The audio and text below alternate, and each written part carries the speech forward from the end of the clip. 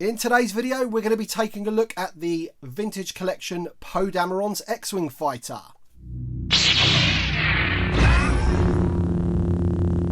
Hi there Star Wars fans, welcome to another Bosk's Bounty video. Today we're going to be looking at a vehicle. So this is my first vehicle review of the new vehicles that came out as part of Triple Force Friday. This is Poe Dameron's X-Wing fighter. It's from the Rise of Skywalker. And as you can see, the box is pretty big. I'm struggling to fit it into the camera, but don't let that detract you. We're going to be taking a look at this. And I was going to do a single review for the new Poe Dameron figure, but I figured if I'm going to be doing the ship, I might as well do the figure because most people have already seen this figure. He came out in the Black Series, but obviously he's got a new photoreal technology face paint. So we'll take a closer look at that later on in the review. But first off, we're just going to take a look at the box. So I managed to pick this up at Echo Live yesterday. So Echo Live, for anyone that doesn't know, or if you're in the US, it's a convention basically, or a selling meetup where loads of people meet up for a Star Wars show and basically have loads and loads of tables of vintage Star Wars and modern Star Wars. And basically you need to take a lot of money to buy what you want. And I managed to pick up this. I actually got this for £100. So I'm really pleased at that because it does retail in the UK for £115. No idea why it's more expensive than the Luke X-Wing when they're the same price in the US, but this is what we have to cope with sometimes in the UK. But as I said, I managed to get it for 100, knock the guy down, which was very nice indeed. So as you can see, guys, on the box there we have Poe Dameron, C-3PO, BB-8, Chewie, and the new Rey, and there's the X-Wing looking pretty nice there. We've got the Rise of Skywalker logo and the racetrack design around the side. We've got the Kenner logo at the bottom. Now these boxes are always quite nice because they do show a lot of the details of what the ship does and stuff. So on that side we have the opening canopy. I'm not too sure what to make of the way they sort of show the ship with these little windows on the box now. I kind of feel that takes away from the artwork, but you know, we can't have everything. This side of the box, hard to see. I do apologise because the box is so big, but it just shows you that the landing gear and the wings open and things like that.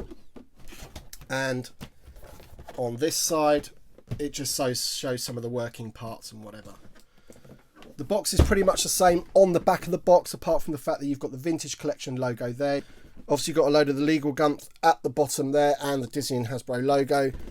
So there you go, guys. That is the box for the Rise of Skywalker Poe Dameron's X-Wing, and now we're going to get the ship out, build it, and take a look. Okay, so I've opened the outer box, and as you can see, Hasbro always nicely pack things in the box, in this sort of tray thing that slides into the box, and everything's nicely tied in, so nothing's loose and nothing's going to get damaged in transit. We're going to get all the pieces out and we're going to build it now, but I just wanted to quickly show you this. So this is just a little tiny instruction manual here. So these things, you always used to get these in the vintage ships and vehicles back in the day. So I do like this sort of thing. This is just a nice little added touch that they do it in the same sort of style from back in the Kenner days. All right, so I'm just going to take all this plastic off, get the thing out. I'm going to build it, and then we're going to go over the details. All right then, guys. So this is Poe Dameron's X-Wing out of the box, and I've got to say that I am massively impressed with this vehicle. The amount of detail, once again, from the Vintage Collection has come through. You know, hats off to Hasbro for producing something so detailed. I'm just going to go through all of the features with you now, just to show you what this thing does. There's loads of little compartments and everything, and the landing gear especially, I was really impressed with. So I just wanted to give you a sort of a view of it. I'm having to hold the camera, so I do apologise if it's shaking a little bit. I usually have it stationary, but the X-Wing is so big that it doesn't fit into shot, so I'm having to just give you a good look at it right now. So just a few little things that I noticed, that the nose cone is a separate piece, and obviously that comes, and that's actually more of like a soft rubber compared to the rest of the ship, which I think is quite good, because if for some reason you dropped it, I think that would protect it quite well if it landed on there. So that's a nice detail, but you can really see all the dirt and grime. The weathering that they've got in there is really nice, and they've done that all over the ship. You can see here some nice paintwork going along all the way along there, and all the way on the back of the orange part of the ship as well. So as you can see, the colour scheme is a orange and white or creamy colour, but they've really made it weathered and they really made it dirty. You can see you've got the two stripes there. Maybe that's a bit like the X-Wing fighters where they have red 5 and red 3 for bigs and things like that. Perhaps this is Poe's call sign there. We don't know until we see the film, unless he said it before in one of the other films and I've just forgotten.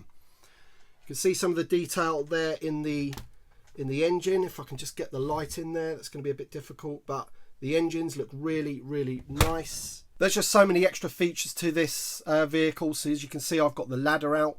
That actually removes and then it goes in a little compartment underneath the vehicle, which I'll show you in a minute. Obviously the landing gear folds in with the flaps and they move up. Same with the 2 landing gears on the rear wings. Absolutely awesome.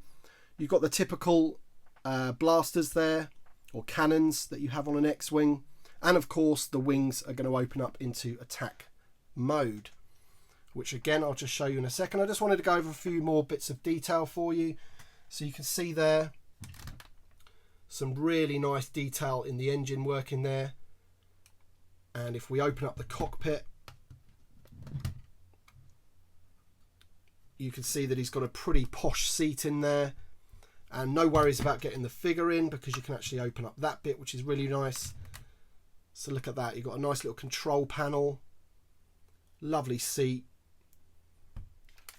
And I just think the paintwork and the weathering and the detail on this is possibly one of the best X-Wings, if not the best X-Wing that I think personally that Hasbro have made.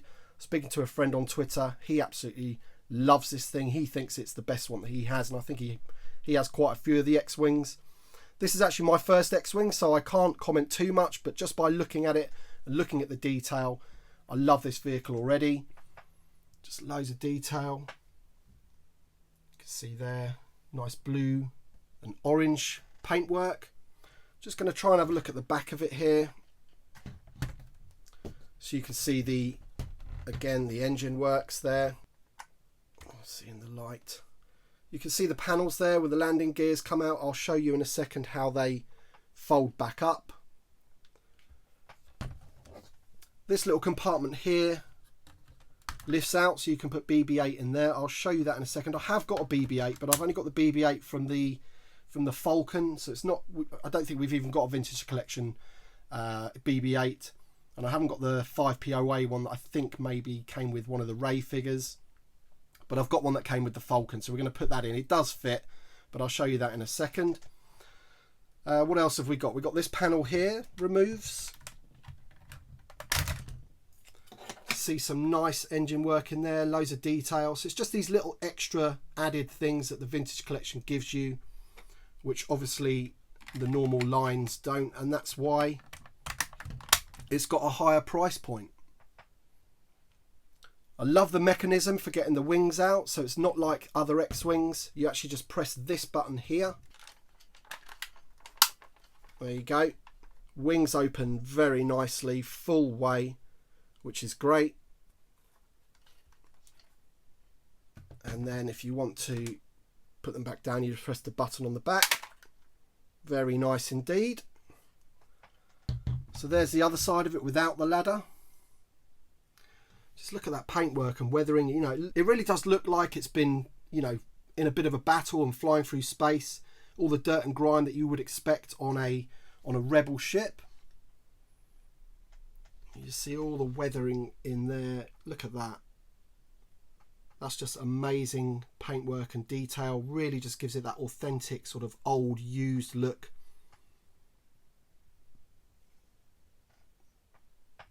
And especially on the end of the nose cone there, really dirty as you'd expect. Just like if you're driving a car, the front grille always gets really, really dirty. So I'm just going to show you some more of the features now on the underside and how the landing gear goes in. So we're just going to flip it over. So here's your ladder. So the ladder just literally pops in there very nicely. And if you open this flap here, it just nicely goes in there. And then it's got those little things to keep it in place. That is, you know, a little touch like that. That's just awesome. So if you wanted to display it parked, as it were, sitting there landed with the ladder out, you can. But if you want to sort of hang it up or have it on your wall or something, then you can just put all those parts inside and you're never going to lose them.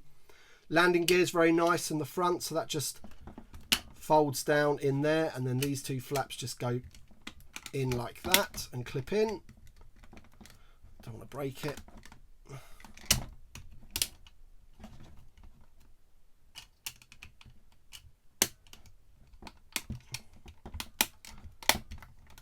There we go. Very nice indeed. The back ones, so these have got a few bits of articulation on them, so you can fold these two bits in like that, and then it goes, I think, oh, they actually do come out, and then I think you have to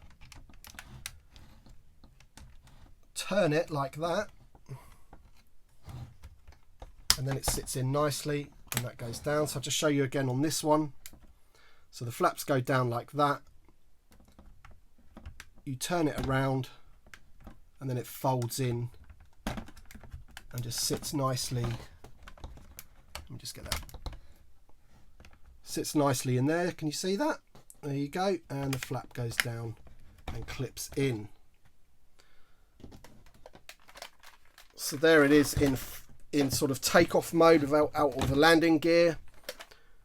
And that just looks absolutely awesome. Such a nice ship, really, really impressed with it. Let's just see the, there you go. See some of the details inside the wing there.